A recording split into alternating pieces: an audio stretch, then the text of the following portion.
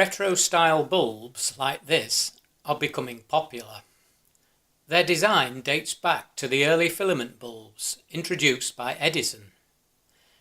Despite being a ridiculous price and extremely inefficient, you may be tempted to buy one of them. Before you do, you should be aware that they can be a powerful source of radio interference.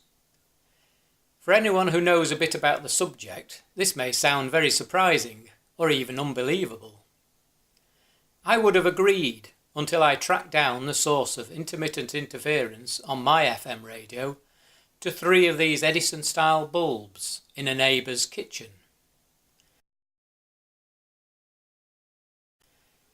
I'll demonstrate the effect they can have. At the bottom left is my Roberts FM radio.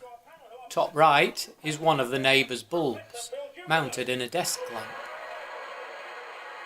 Turn on and we get the interference. Next week we are going to continue the distance search because we're going to ask really the question of whether you exist, the actual unit of you. Are you just a run of reaction source to imagine you are you?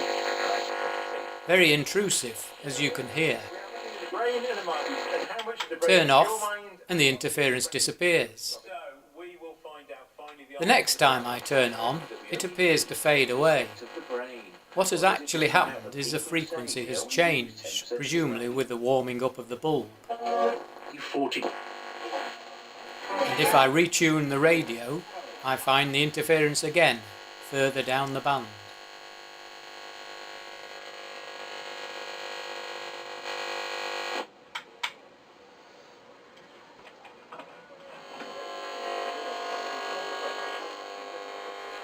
With the bulb in a lamp holder on some flex, you can see how sensitive the interference is to the position and surroundings of the bulb.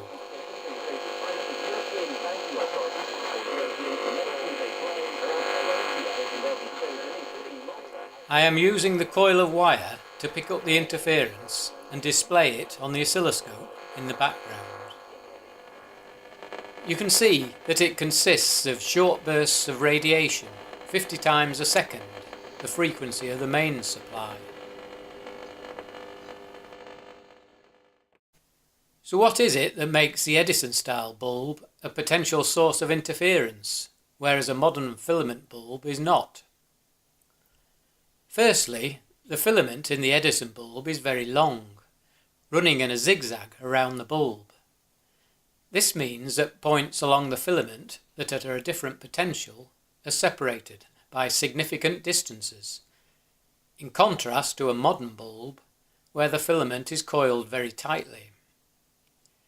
Secondly, and more importantly, the Edison bulb contains a vacuum in order to reduce heat loss, whereas modern bulbs are filled with an inert gas. The vacuum allows electrons to travel from one part of the filament to another.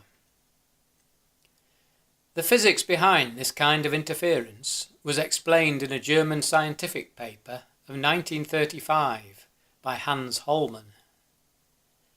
In the early days of television, interference due to Edison bulbs was well known, but as they were replaced by modern bulbs, the effect was gradually forgotten.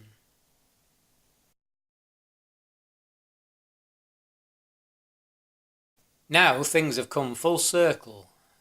In May 2017, a report was issued by the EMC authorities stating that not all types of filament bulbs can be considered benign, as they have always been in the past.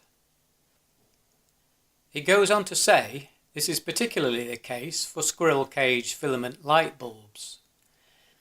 The interference caused is most disruptive to FM radio. The consequence is that this type of bulb may be subject to EMC regulations, which legislate against interference. So think before you buy.